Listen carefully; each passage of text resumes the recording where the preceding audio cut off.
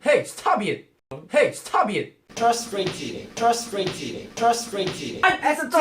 Okay. IT! Hello and welcome to my channel. In this video I am going to share my opinions on some of the recent comebacks by groups. So without any further ado, let's start. VICTON is back with their comeback as a complete 7-member group. VICTON's newest title track, Howling, conveys the masculinity of the group as they sorrowfully sings for a certain significant other who they long to meet. The track interprets the meaning through a comparison to a howling wolf. In the context of this song, the sound of the mighty wild creature stands as a symbol for the heartache experienced at the end of a loving relationship, and makes a lasting impact on the listeners as they are intrigued at once by the allusion to the prolonged, mournful cry. Building up on the foundation of a hip-hop-based beat as it progresses, the track blends the unique sound of each artist's vocals to emphasize on the wild yet emotional aspect of the track. The music video reflects the mysterious mood that the track encompasses. Throughout the progression of the video, the interchanging scenes between close-ups of individual members in a wide angle that captures the whole group stands as a good way to express the group dynamic. Of course, the group's synchronized and energetic movements displaying the growing emotion of sorrow and highlights the core idea of the concept. Returning back as a complete team after approximately a year, this comeback will probably remain memorable to both the fans and the group. Overall, VICTON has made a successful comeback as a group of 7 with their 6th mini-album, sweeping the top rankings on multiple domestic charts. It's exciting to look forward to how their limitless growth as artists will add even more color to their music. 3YE have been steadily sharpening their sound with each release, injecting memorable touches into an otherwise generic K-pop style. Queen's opening minute is nearly perfect. It pulses on the kind of momentum we rarely see these days, perched atop a hard-hitting electro throb that gradually builds as more elements are introduced. It's a high-energy dance beat just when we need it most, unscathed from pointless cheerleader chanting or troublesome rap breaks. This goodwill continues into the tempo-changing chorus, which is a bit disorienting the first time through. The excitement level remains high, but most of the instrumental drops out, making way for a loop that's closer to psytrance. Luckily, this change in structure is coupled with a catchy, cool hook that uses repetition to its advantage.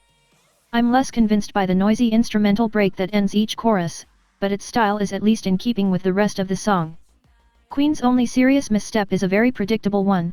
The song collapses into a lurching trap rap break just as its second verse should kick into gear.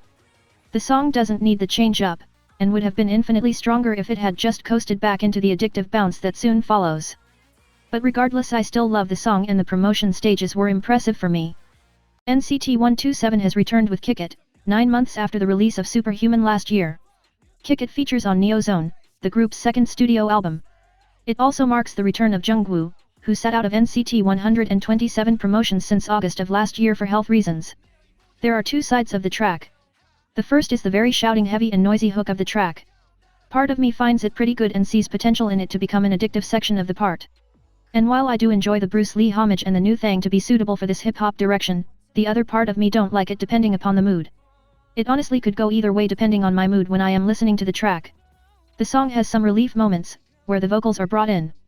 There is no doubt the music video is paying homage to Bruce Lee. The music video also has this Asian concept, which I thought was very cool. They managed to give it a modern twist and the members stand out accordingly. The dance break already looks amazing and very powerful. Still, I think Kick It is at its best when it goes over the top. Its chorus is memorable from the very first listen, even if it relies more on energy and novelty than well-developed hooks. The song loses me a bit when it slows down. Thankfully, its guitar distortion backbone keeps things compelling. The second verse does a better job hitting us with unexpected oral exclamation points, though it could have embraced its inherent oddness even more. Just as Kick It's bridge is about to segue into the final chorus, the song delivers the kind of musical madness I was hoping for. The instrumental warps into a demented breakdown, kicking up a grimy funk. With these kinds of tracks, NCT 127 are at their best when they throw everything at the wall. Kick It is solid, but I wish the entire track had been as unhinged as its final moments. Dreamcatcher is back with a brand new song, Scream. It is featured on their very first studio album, Dystopia, The Tree of Language. If you watch the music video, you may notice that there is only 6 members involved in this comeback. This is because Handong is sitting out of this comeback due to overseas schedules. I absolutely love this song. I loved it when it was released and that is the scenario even now. One listen in and I was already overwhelmed with the epic nature of the song. Scream starts off with that rock sound that we are used when we discuss Dreamcatcher. But slowly the thumping beats creeps in and we are introduced to a twist that leaves your jaws hanging. The chorus throws electronica into the mix and this gives the song that rush of intensity and dramatic flair that is unlike any I have encountered before. Scream has a larger-than-life sense of drama to it, heightened by Dreamcatcher's explosive performance. It doesn't lag for one moment. What I really thought was cool is how the members brought a deeper tone to their voices to the chorus. The rappers really shined, going with a deeper than usual tone as well. The vocals were superb in this song. I love the video and the post-production. Till now Dreamcatcher has never failed to amaze me and they are definitely making way in my top 3 girl groups at an alarming rate.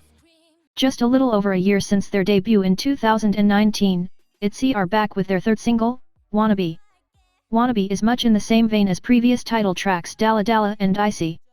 It's a self-empowerment anthem in which the girls sing about loving themselves for who they are. Where the song differs from the group's previously released singles, however, is its instrumentation. The song opens with a haunting music box-like sound effect before exploding into Ryujin's spunky first verse.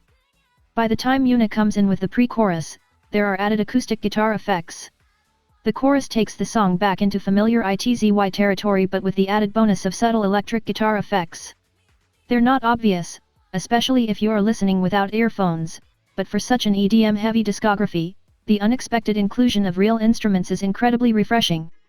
It's ITZY, so the video for Wannabe was bound to be entertaining.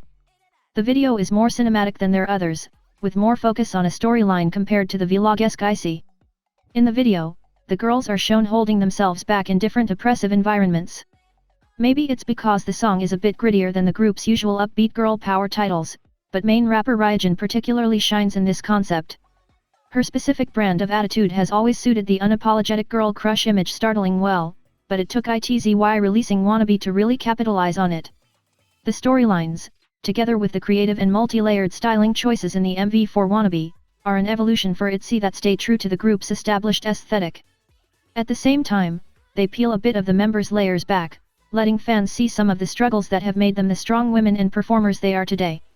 ITZY triumphantly end the song with a new version of their now signature crown pose, a fitting metaphor for how the song and video are quintessentially, cohesively ITZY without being predictable. The MV for Wannabe effectively opens the door for ITZY to continue to grow, creating space for more complex concepts and emotional depth to their releases in the future.